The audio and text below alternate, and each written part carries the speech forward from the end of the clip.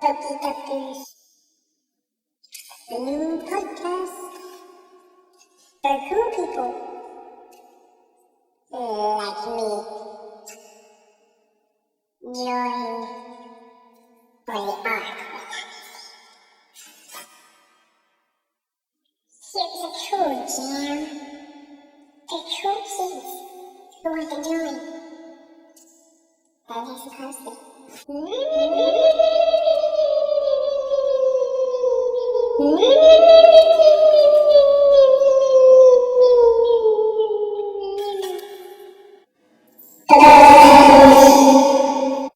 Without further ado, you're on. Hey guys, welcome back to Poketalkers podcast for cool kids.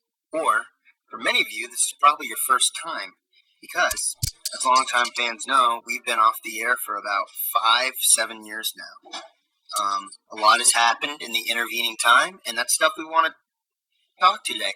But this podcast talks Pokemon and everything cool. Today, I'll be sitting with my co-host. Would you introduce yourself? Hey guys, long-time listener, but first-time host on the show. My name is Trick Room, and I'm going to be sitting here with the Emperor, and we're going to be talking, like you said, all things Pokemon, all stuff cool. We're really excited for you guys to get invested in this, and we think that over the course of the year, we're going to get some really cool people here talking about Pokemon. I don't want to spoil it. We might be in talks with Shigeru Miyamoto, but, we'll see what happens throughout the year, so we're just real excited. Jack, wait, pause it really quick. What is that? Introducing our guest, the Magician from Game Explain. How's it going? Great to have you here, Magician. So, for our guest, I'd like to give a little background. He's currently an artist in California working on some pretty cool stuff. Do you want to give yourself a little background for the listeners out there? I'd love to. Currently I'm working on some pretty important projects that center around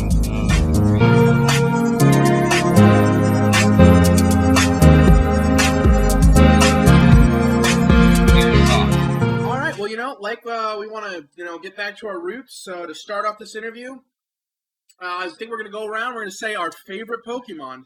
The Emperor, do you want to start? Well, yeah, I'll start off with my favorite Pokemon, Darkrai, Master of Shadow and Phantom. Hey, any reason why? That's a pretty cool choice there. I like how you had to glitch the game to get him. A secret. Well, I'll go ahead. Trick Room, my favorite Pokemon. I think I'm going to go with my favorite Pokemon being, I really like Venusaur. Why is old that school. Trick Room? What'd you say? Why is that? Well, I love Venusaur because I think he's like a frog, but he's also kind of like a dinosaur. And I've always loved grass-type Pokemon, so it's kind of where he comes from. Which one is Venusaur after Ivysaur? Venusaur's after Ivysaur, yeah. Venusaur is the least popular of the original 3 starters. That's true. People really prefer Charizard and Blastoise, but I'm a little unique here. Why would you pick him? Well, when I was watching the show as a kid, that episode where Bulbasaur goes and sees all the other Ivysaurs and Venusaurs, and he doesn't want to become an Ivysaur because he's stunted.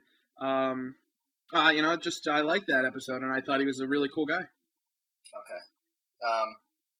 The Magician. Well, I think I'm going to have to go with a fan favorite here and pick Snorlax because, he's just a big guy. And I always wondered, if Pokemon were in our real world, I feel like I'd feel pretty protected by Snorlax. And I'd always have a bed, so I could always sleep on his tummy. So I really appreciate that about Snorlax. Well, we're going to get into specifically with Snorlax. Let's go with your hidden topic, Magician. What do you want to talk about today before we get to our first real topic? Well, I wanted to spice things up and a little bit of magic as I do so well, and talk about the magical concept of pre-evolutions, because it's kind of a topic that I think just doesn't get spoken about a lot, and I'd really like to dive into it. I think he's got a lot of great points What there. are your thoughts on pre-evolutions? mainly the necessity. I always wondered as a kid why pre-evolutions existed in the first place, and why pre-evolutions were introduced after the main evolutions. I didn't understand that, and I was wondering what the justification for that was in the game. Did scientists in the field of Pokemon discover these pre-generations before, or they just didn't exist? Or I don't know what you guys think, but it didn't quite make sense to me. Well, I think it's because in the other regions, the Pokemon are they're not supposed to do that. What do you think, Switchcraft? Trick Room. Well, and I think they're really interesting. They're usually like babies, and like when they were introduced, I thought, oh, that's kind of interesting, And then in Sinnoh, we got a lot more of them. We got some in Johto, not a lot more. Right. We got some in Sinnoh. These straight, and we're like, oh, what's this guy? Like Riolu, pre-evolution to Lucario. I was kind of like, huh, that's crazy. But what's the point? Why would they do it? I guess exactly. What is added to the game by doing that? Well, I think you got to think about it from a biological perspective. This is just my point of view here, but think about it. Think about Lucario. He's like a big dog. Imagine if he just burst out of an egg. You'd be like, oh, what? That's huge. But when he's smaller, when Riolu bursts out of an egg, you're like, well, that makes sense, But so not all Pokemon have pre-evolutions. Yeah, and why don't they have them? What's the logical justification? Why isn't there a Munchlax in Kanto? Well, it's just, a lot of them came over on ships. So if they didn't come over on the ship pre-evolved, then, that's why there's no Munchlaxes there. None of them came over on the ship. Well, I don't know. I mean, I don't get Evolution's just like defeats. Are they? Because they don't really evolve if they're born. Pikachu gives birth to a Pichu. That doesn't really make any sense. They would give birth to a smaller Raichu. Well, isn't that interesting though? Why can Pikachu give birth to a Pichu, and Raichu can give birth to a Pichu? Why wouldn't you think that a Raichu would, how come they can both just give birth to a baby? Why wouldn't they give birth to? Yeah, exactly. Why would they give birth to a baby? Why wouldn't they give birth to an adult? Yeah, exactly. Doesn't make sense. I don't know if there's ever been a justification. I always thought that evolutions had to have 3 phases, but that's not the case. Some have 4. Then completely. Excuse me. Some have 4. Yeah, name one. Okay, the Ralts line. You have Ralts, you have the one in between, then you have Garbodor, and you have Gallade. Garbodor? That's not true. Not Garbodor, the girl one. Yeah, Garbage Door. Yeah, but isn't that just an optional thing? Those are just 2. It doesn't sequentially go that thing, the other thing, and then the no, it's an option. Yeah. I don't think there's any that's 4 in a row. It's always been 3 in a row, Yeah. It was most confusing for me because I played the card game, even though I didn't really know how to play it. I just got a lot of Pokemon cards, so it was most confusing when all of a sudden I'm seeing these Pokemon that I know, and then all of a sudden I get this card for a pre-evolution, and as far as I can remember in the game, the card game, it was just an extra step to use the pre-evolution card, and it didn't make any sense. Just like the concept doesn't make sense, the card was basically useless. There was no reason to have a pre-evolution. And they tried to buff it up to make it a useful card, but it just doesn't make any sense. Well, I think there's a lot to be said about that, but I think it's time that we move on to our first topic of the show. Well, before we move on to our first topic, let's give a little bit of background of our history with Pokemon. Sure. I'll start. I was never interested in Pokemon up until the introduction of Sinnoh, the 5th gen, and I played that a lot in 5th grade with all my little buddies. And then Soul Silver and Heart Gold came out when I was in middle school. It was the best Pokemon game. Then I got Black and White. I remember playing it on a plane and just thinking it was a step down every possible way. The character designs are bad. The art style I thought was interesting. I like the 3D models, but It was really ugly, and it was a terrible game. Then the 3DS one came out. That'd be Pokemon X and Y for you guys on the road. Yeah, but I was already done with Pokemon at that point. X and Y was just boring. There was no end game content. For the first 3D Pokemon game, it looked very ugly and drained. All the colors were drained. And then but I kept playing. I got Omega Ruby, and I actually thought it was kind of cool. I like to see them update the story to make it a little bit more impactful, because back in the day, the Pokemon game stories were very bland. They didn't really have much going on until Black and White. Black and White did have a good story. But then I got Sun and Moon, and I was done. And I won't touch another Pokemon game until they get good reviews. Well, it's funny you say that, because Sword and Shield got great reviews. No, it didn't. I believe it did.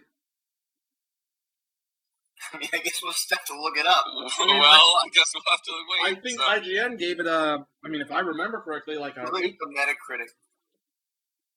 Well, I think on this podcast we mostly trust IGN. What did IGN give it? I think an 8.5. Okay, well, they give every Pokemon game an 8. That's not true. They gave Omega Ruby Alpha Sapphire like a 7.5. Everyone hated that game. All right, it has an 80 on Metacritic. That stands for shit. Okay. Well, I didn't know we were... Well, you know what? We might have to bleep that out in post. It says that Pokemon is just a passing game. It gets that Nintendo bump because everyone grew up with Pokemon, but it hasn't innovated in any way whatsoever. So I will refuse to take part in the franchise. Well, you know what? Why don't we move on then to Magician? Why don't you tell us a little bit about your Pokemon experiences? Well, I would, for one, agree that I think IGN bumps a number or two up for certain games just because they're Nintendo, but I think that's another topic.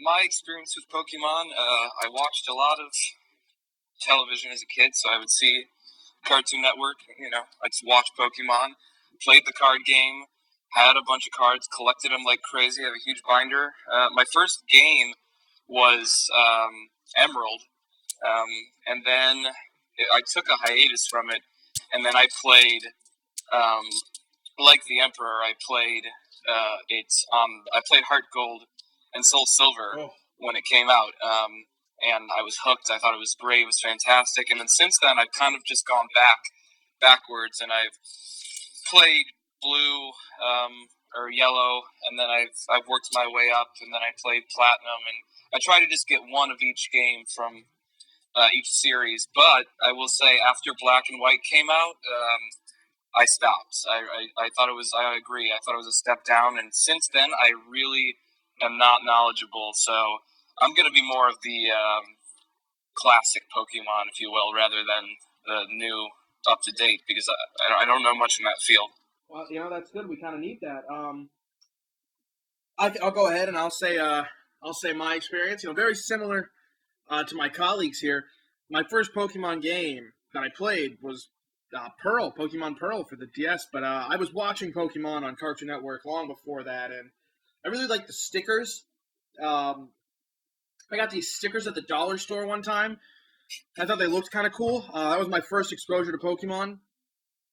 So that's how I found out. Didn't they have Burger King toys? Yeah, they did. I'm glad you remember that. That's kind of a relic. I got those, yeah. Arnold's toys. Well, it's like we said, this is a classic Pokemon perspective here. But, the McDonald's. stickers, and then the show, and then the card game, and finally, my first game, Pearl, loved it. Controversial opinion, also played Platinum, liked it even more. Real excited. When Black came out, it was so exciting. Played it. Thought it was okay. Controversial opinion. A lot of people don't like Platinum. I think Platinum's good. I like Platinum, too. You get the best of both worlds. That's what I said. You get everyone. Arceus is in that game? Mm-hmm. Everyone. And they're all here. The gang's all here. It was great. So then, played Black. I agree with my friend the Emperor. Had a great storyline. Really interesting topic. Are Pokemon slaves or are they our friend? I liked it. With N and Team Plasma. Sorry. That was great. Played Black 2. That one I was disappointed at. I didn't like it. Omega Ruby, I liked it. It was fine. Sun and Moon, I was also sort of X and Y I liked a lot. I thought it was a good twist up. I liked the French. I liked 3D Pokemon. I was excited. It didn't have much of an end game there, and it was incredibly simple. But it was nice to be immersed in a new experience. Sun and Moon was, they tried to really change some stuff up. They got rid of the gyms, and honestly, it kind of ruined it for me. I was like, this is, I was very disappointed. Didn't even bother Sun and Moon 2. No point. I was like, I don't want this. So you're the only one who's played the new game, though. Sword and Shield. I picked it up, and what do you think? Let's have a discussion on that. Look, I was very pleasantly surprised. All the new Pokemon, I love them. I think they're all great. I noticed they didn't announce them all beforehand like they did with Sun and Moon. It was a big twist there.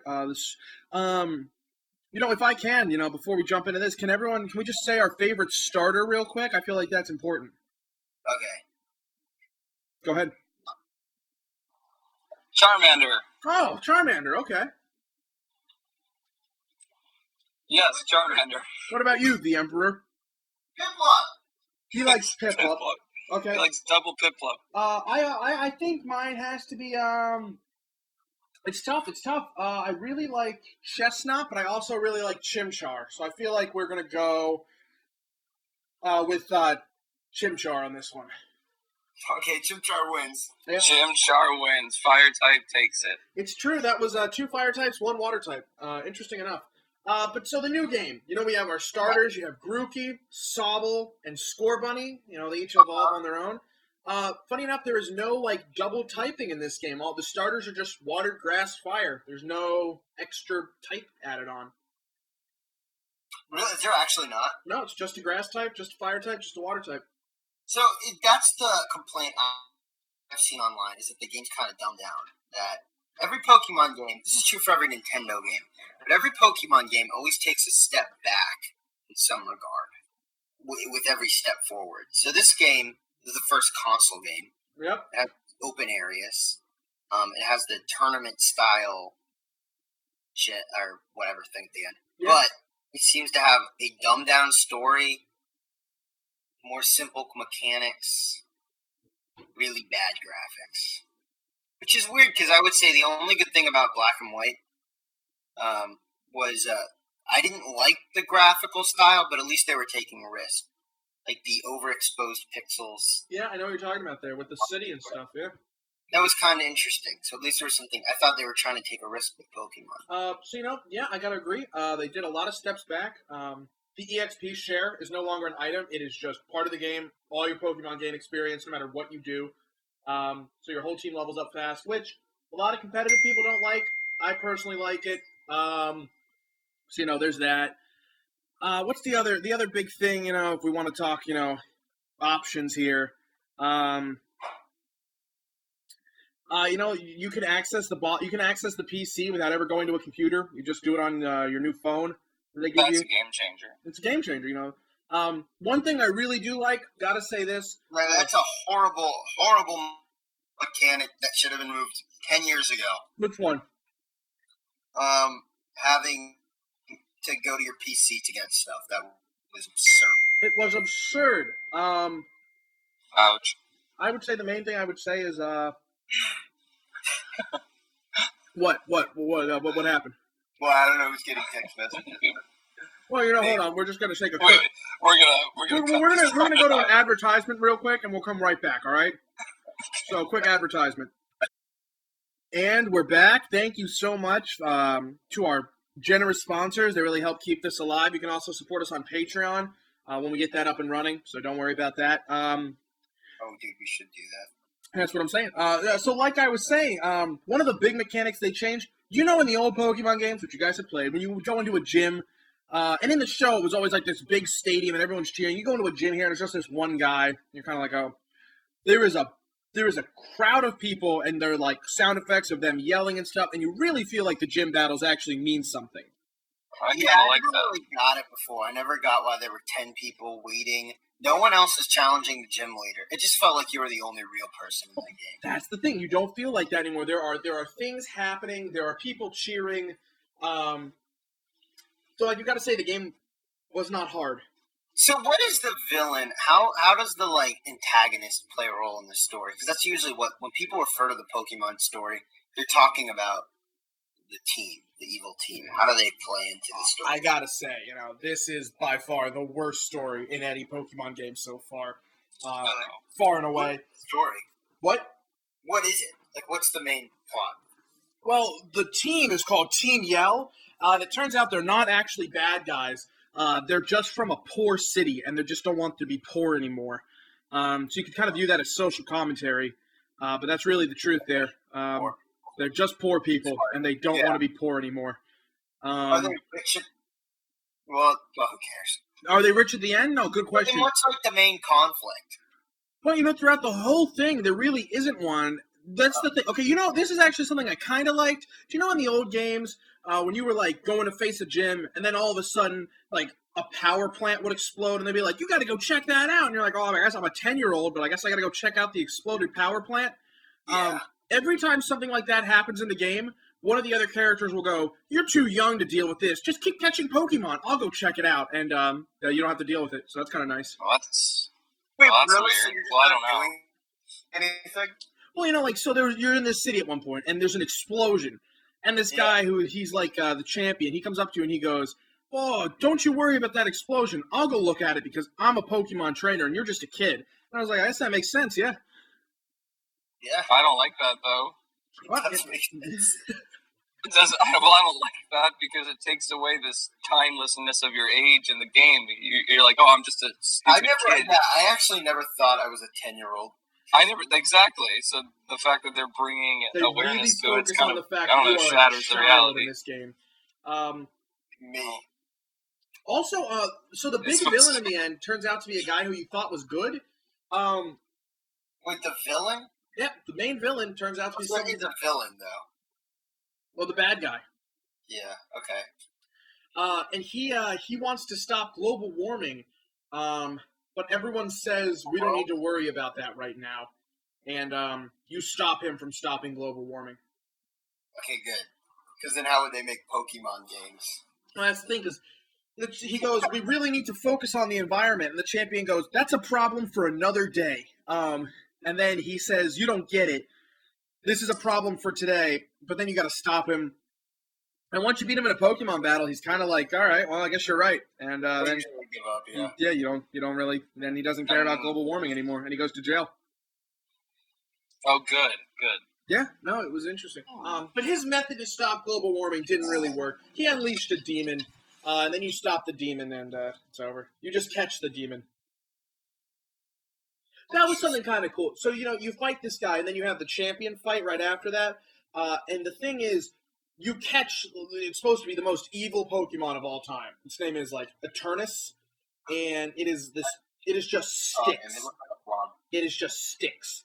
I saw that. It was terrible. And you catch him, and he's a really high level, higher than the rest of your party, 60. So I added him to my party before I go fight the Ultimate Champion. And I'm talking to him, right before the match, and he goes, he's in front of the people, he goes, I see you added the demon to your party. This should be exciting. And I was like, yeah, is that cheating? That I just added, the most evil Pokemon to my party? And then with that, Is that the third Pokemon of this gen? Yeah, you actually don't catch the main legendaries until, deep into the end game. You just catch the third legendary. It's like if you didn't catch Palkia, you just caught Giratina, and then you had to, continue to play for a while before you caught Palkia. That's cool. All right, I'm done with Pokemon Sword and Shield. That was interesting, though. No, it was a good talk. So can we move on to my topic for the show? Yeah, let's move on to your Let's topic. do it. I want to do a quick movie review. All right. So I noticed in the past couple months I saw 3 great films. I don't know how many of it you guys saw, but I saw The Lighthouse, I saw Parasite, and I saw Jojo Rabbit. All 3 were really good. I'm kind of viewing them as the tri-Oscar, maybe. I think the Lighthouse is least likely to get one, but I wanted to know what you guys thought. Well, it would help if I saw them. You didn't see any of those? What was the second one? Parasite, Lighthouse, and Jojo Rabbit. No, I've been a pretty bad moviegoer. I haven't seen any of them. Well, the Emperor, we'll move on. You got anything to say? I didn't see Jojo Rabbit, but I did see the other two. The Lighthouse was all right. Parasite, I thought was great. You think a lot of people are saying it has the ability to win the Oscar this year? A foreign film has never won Best Picture. Dude, I would love that. What? What do you think of that, Magician? Do you think a foreign film has the ability to win Best Picture? I think it's always had the ability to win. I just think Parasite came at the right time with the right exposure. So I do think if it's getting the reviews, if it lives up to the reviews it's been getting, then I don't see any reason why it shouldn't win an Oscar. That's the big thing last year. Roma didn't win an Oscar. Well, it won an Oscar. It didn't win Best Picture. Well, that's because I don't think it was Best Picture. Well, do you think Green Book was Best Picture? No, but I don't. No. Well, there we go. I guess it doesn't matter what you think. It doesn't matter because they're just going to award it to someone. All right. So wait. All right. So I want to do something really quickly. This will be a running joke. Okay. A running show, running theme. A running theme. Yeah, a running ID. Yeah, don't call it a joke. I'm going to kill it. Let's do a review. Let's talk about each of 150 Pokemon. And today we're going to talk about Zubat. What do you think of Zubat? Let's start off with our guest. Well, I personally love Zubat. I have some problems with Zubat, but I just love Zubat. I think he's great. I like that he's purple. I like the wings. Shut up. What was that? I must have been a Zubat. Wait, is he gone? No. It was a Zubat. It was a Zubat. But that's the thing. Zubats can kind of come out of anywhere. And I think they're really spooky. I think they're one of the scariest Pokemon. As a kid, I was scared by its fangs, and then it didn't have any eyes, so that was kind of disturbing for me. If I can hop on right there, yeah, you know what? As a kid, I was, Ash never had one on his team. They don't have eyes. Brock had a Zubat, I will say that. So I always kind of thought it was like a Brock Pokemon, which I always thought Ash got the best Pokemon, and he kind of gave Brock the garbage. So that was kind of my view as a kid. It's because the original 250 Pokemon are just vague ideas. So Zubat, it's not supposed to be something you think, does this live in the real world? That's the important thing about Pokemon. It's not a living world. You're not supposed to think about it critically in any way whatsoever. That's why I never understood why people talk about it. The point is Zubats don't have eyes because they live in caves. But it doesn't matter. It just doesn't matter because it's a ridiculous-looking thing. You can't bring that on your mission. You can't relate to it. That's the problem. That's the thing about Pokemon is the ones you like are the ones you can relate to. But it's not a living, breathing world. You can't think about it critically at all. But couldn't you like Zubat because you can relate it to a bat? Oh. I mean, well, you wouldn't want a bat? Hollyworld because he looks like a toilet. That's true. Which Pokemon looks like a toilet? Hollyworld, Potty World. And we all go to the bathroom, so I guess you could relate to that. But we all don't know what a bat is, so. That is something that I don't think we talk about enough. We all do go to the bathroom. Next topic. I have one. Going to the bathroom. Next one, I want to fly. I want to shit out. Okay. Go ahead. So me and Magician were debating Bennett a while back about reality because we epic won because basically this is it. This is for all the viewers at home and for Trick Trap. We said that the way you observe the world is through your senses, your eyes and your hearing and your touch and your taste. But you don't know, you're putting blind faith into those because if someone lacked one of those senses, they would say that didn't exist. They only believe that hearing exists because everyone else communicates to them that it does. So we came to the conclusion that nothing is real, everything except your unconscious being. All you know is that you exist. However, Bennett came back recently with a new strategy to defeat us. He's trying to take us down. Yeah. So I want to hear your guys' thoughts on this. Bennett said that sure, maybe consciousness is the only real thing, or is real, and things you observe in your reality aren't real. But concepts within our brain, like time must be real because we're experiencing it. When we look at a table, like how different things can be tables, like a beanbag can be a chair, but we still see it as a chair. Right. So he's saying that there's certain concepts that are beyond what we can reason, that we can see with our senses. So, are those real concepts because we're subject to those way of thinking? What do you guys think?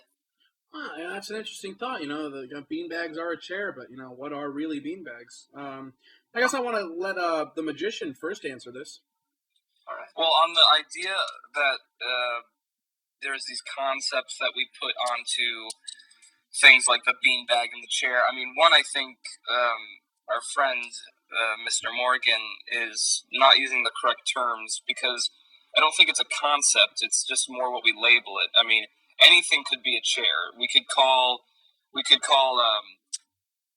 fireplace a chair. It just depends what our society wants to label things. I mean, if we want to sit on that, then that's a chair. I mean, anything can be a chair.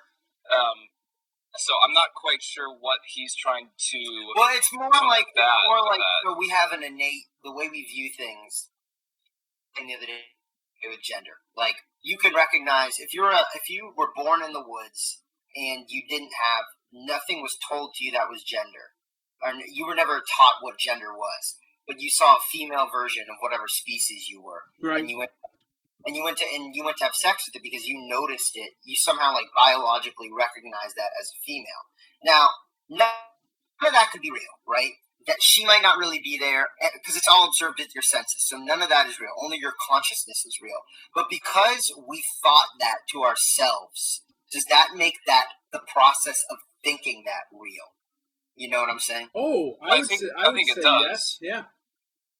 I mean, it does. I mean, and again, if you're in the woods, I mean, I don't think, again, there's not even this concept of sex or gender. It's just biologically your senses are observing the opposite sex, which you don't know is the opposite sex, but you're observing it, and then you procreate, and then, all this stuff happens. But because we as humans, we're so evolved that we've used language and we're able to label all these things, we've been more embedded in the fact that everything is real because we've labeled everything.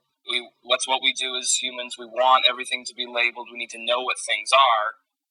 And when we don't have that, we get kind of spooked out. So I think the idea that maybe your senses are, for lack of a better term, lying to you, and that the wall that I'm touching right now is not there, that's a scary thought for people. Because maybe the wall that I'm touching right now isn't there, but I think it's there because I can feel it, see it, and therefore it exists. Well, that's the thing. You're trusting your senses. You're trusting that what you can think and feel is real. In reality, you have no way of knowing that. But in the idea that if you think you can, the idea that you think you can touch it, that's still just all consciousness.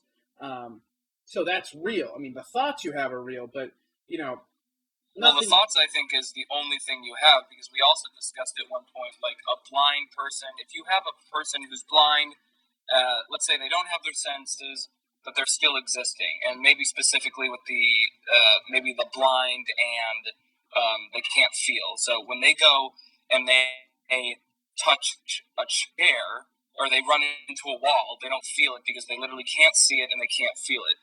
They can argue that the wall doesn't exist. But you, having sight and touch, you think, well, obviously there is a wall there. You just ran into it. You just don't have those senses, and therefore it does exist, but you just can't perceive it. But why are we viewing having senses as a leg up? Why do we view having these senses as opposed to not having them as giving any more truth? Just because I can feel and you can't feel, why should that determine whether something exists? We're just operating on different planes of reality. Thoughts on that, Emperor? Let's take that, though. Let's take your senses that what you observe can't be proven to be real because it's just your subjective experience. Right. But if every person, if you have sight, let's say everyone who has sight looks at a bag and they look at a chair and they think to themselves, those are both types of seats. And what Bennett was saying is like, this was like a reference to Plato, that Plato says that there's these objects that are beyond observation, that there's a universal idea of a chair. And the universal idea of a chair is real because if you have sight, you will think that is a chair, and that universal idea has to be real, because there's nothing in your senses telling you that it's a chair, but for some reason you still think it. Do you agree with that? Do you think that universal idea is real, or is it also fake?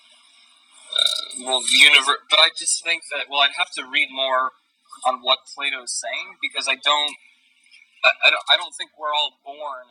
I mean, I know this isn't what you're saying, but we're not necessarily all born with this unspoken concept that we know what things are. Like, we know that's a chair. I mean, these are all learned things. We learn beanbag is a type of seat. We learn chair is a seat. I think that these are all learned behaviors and labels. That's kind of what I said. I think ultimately it's not like there's these innate things. It's just things that you, even if you're not explicitly taught it, it's something you inherently start to believe over time. So like the first people, when they made a table, they didn't think of a concept of a table. Like that wasn't an idea that existed. They simply wanted to put something on something in order to have it closer to their face. And then they called it a table. Closer to their mouth. So they made something that resembled the first table, and then everything else that fulfilled that same purpose, they labeled as a table. Exactly. A table could have looked like a really long and tall structure that you had to climb up and then sit on it, and that could have been called a table, and then anything else that looked and was operating like that would then be called a table. So it's all just subjective, and it's based on the first thing that's created. Yeah, and like, to even like, but okay, so then I guess maybe Bennett might argue, well, or maybe not Bennett, but like, I guess the natural argument would be, but it's like the desire to have something that is closer to your face. Like that like, when we're first born, every thought we have to do something, to like cry for milk, are these the way we I guess essentially what I'm saying is the way we process information. Is that real? What do you think? I have an opinion, but I want to hear what you say. Well, the way we process information, is that real? Yes. I mean, this is in the same vein of the argument that we say, like, our thoughts are real, therefore, like... Are thoughts real? That's basically the question.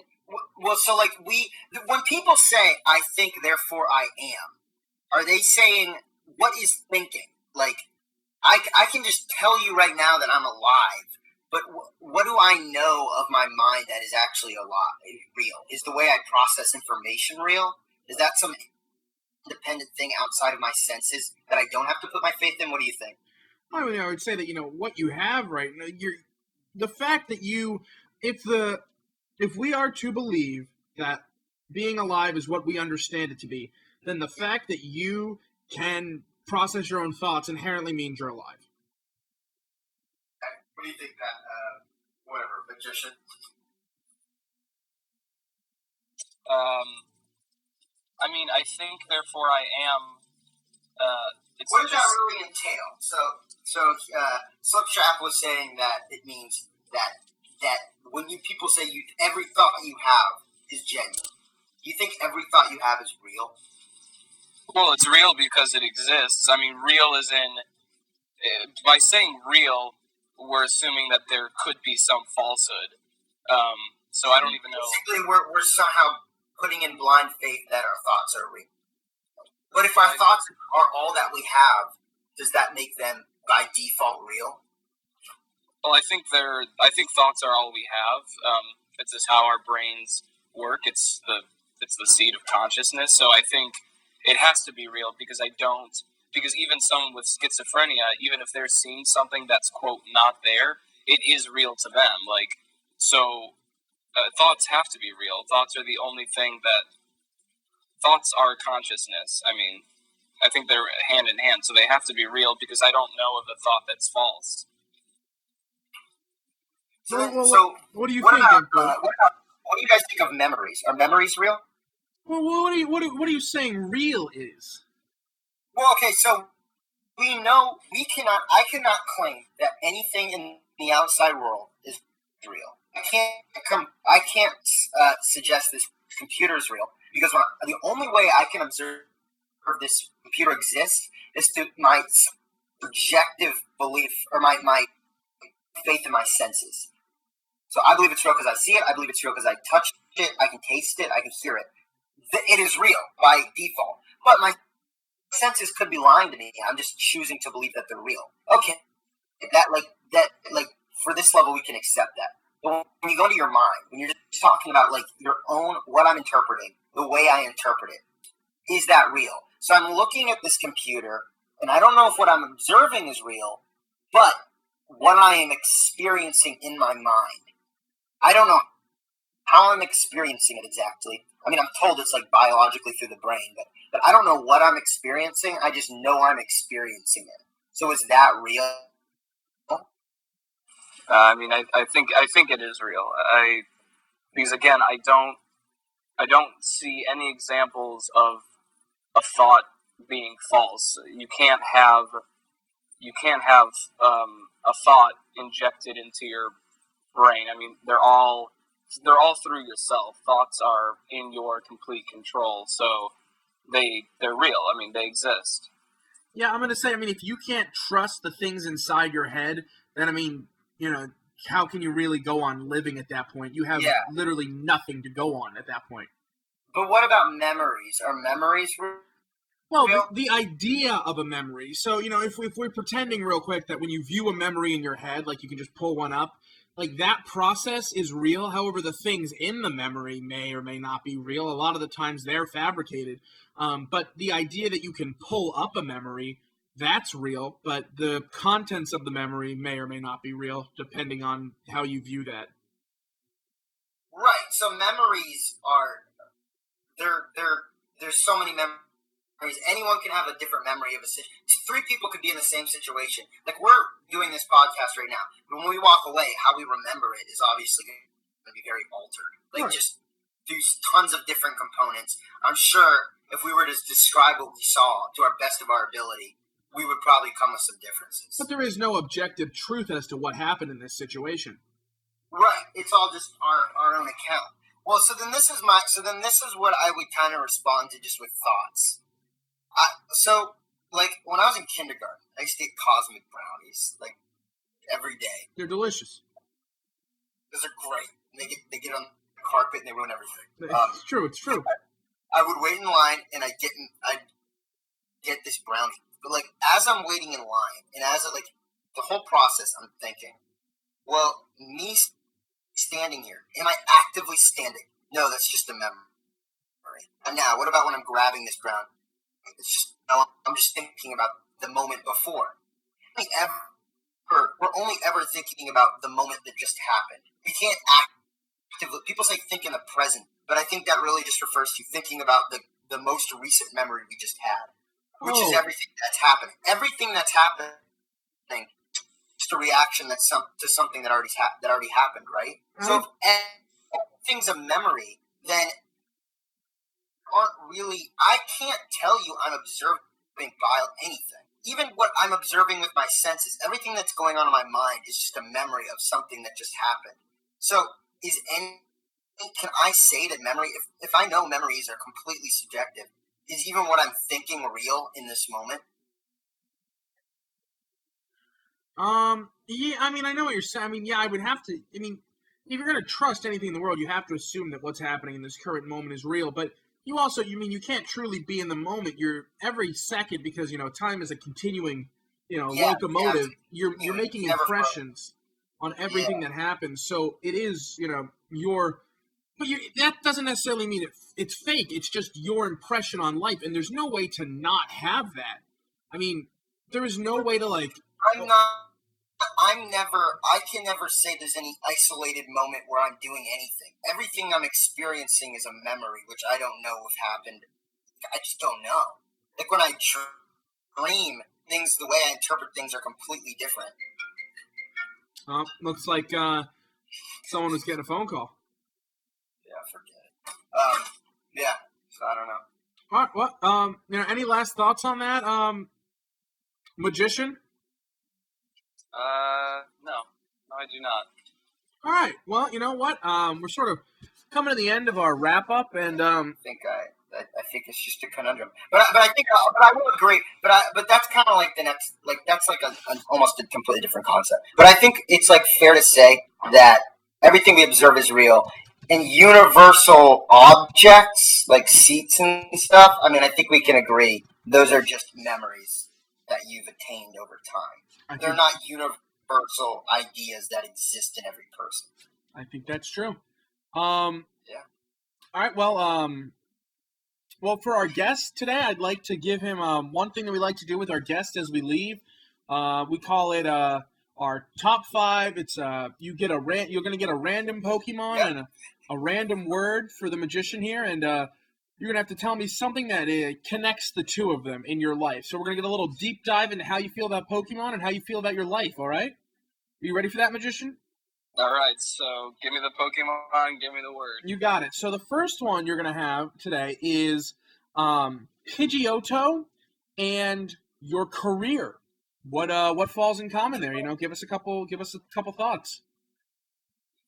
Well, immediately when I think of Pidgeotto, I'm going to think of flying types, and I also think of the beak. I think of pecking. I think of peck and all that stuff. So if I had to relate Pidgeotto to my life, I would say that taking flight is something very important to not stay stagnant in my career, is to always travel to different places. And I think, using your beak or the tool of pecking is important because you're carefully trying to pick through the dirt, trying to find that worm. And there's a lot of dirt to pick through, but I think if you're not finding anything where you're at, you just keep digging, and then if you're ready to fly, you're ready to fly. So I think it's always important to travel and move forward in your career, and also when you've landed, stay very diligent in digging for what you want. All right, your next word is going to be home.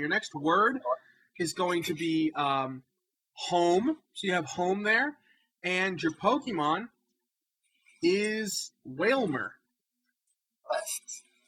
Well, Wailmer has the entirety of the ocean. And I've been through periods of life where it feels like the world is my oyster. And when I don't have a home sometimes, it feels like the world is an ocean. It's this vast open space, and you start to view places that you might have just passed by and not given much thought to. They start to become crucial areas or landmarks in your brain. When you don't have a specific home, the path that you walk on, new places, new crevices, new landscapes start to form. You start to view the world in a different way that's very vast, just like the ocean for Wailmer. I like that. All right, next one. Steelix and Gyarados. Well, those are 2 Pokemon. No, one of them's a word. Okay. So, Steelix, very strong Pokemon, lots of strength. Steel, obviously, in the name, so Steel type. And then Gyarados, from the Japanese word meaning pain.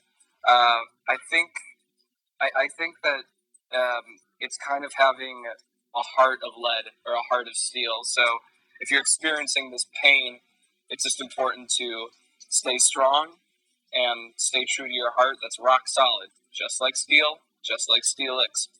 All right, number 2. We're gonna make sure this is your second to last one. All right, so it looks like we're gonna go with friendship, and your Pokemon is it's Gliscor. Well, Gliscor, I always viewed Gliscor very frantic, like not one to be a slow-moving type of Pokemon. And I think just with friendship, things can move very quickly and very fast. And I don't know. I think ever changing and this idea of just being very fast paced is something that I attribute to friendship. It can stay steady, but it's also, as we're talking about with thoughts and stuff, I think every moment is ever changing. So, it's a very sporadic type of thing. What about fart and stinky pussy? Well, let's see. Stinky Pussy being one of my top 5 Pokemon, I think it was just a great addition to the canon. And I guess I would say with farts, sometimes farts can come out of Stinky Pussy. So, yeah. Well, just watch out. That is all the time we have for today. I am Trick Room. This has been the Emperor. Our guest, the Magician. Magician, you got any advice for the community before we go? I just wanted to thank you both for having me. It was a pleasure, and hope to continue to work with y'all. I think we'll be seeing you here again before we know it. Maybe you'll come back. We'll invite you back one day, but probably not next time. All right. Well, yeah, no, that's understandable. Yeah. It's not going to happen. It's just not going to happen. It'll happen again, but it's just not going to be next time. Because the direction I want this podcast to go in, I think you offer today. Thank you for having me anyway. All right. Well, this was episode 5 of Poketalkers. Tune in this time next week for the next episode. And then Maxwell's coming back next week. Maxwell will be back next week. So it's exciting. And Emperor Lucario is going to come back. And Emperor Lucario is going to come back. You're replacing me with Maxwell? What is wrong with you? And it's been a really fun week. Thank you for tuning in. This is bullshit. We'll see you next week. Bullshit.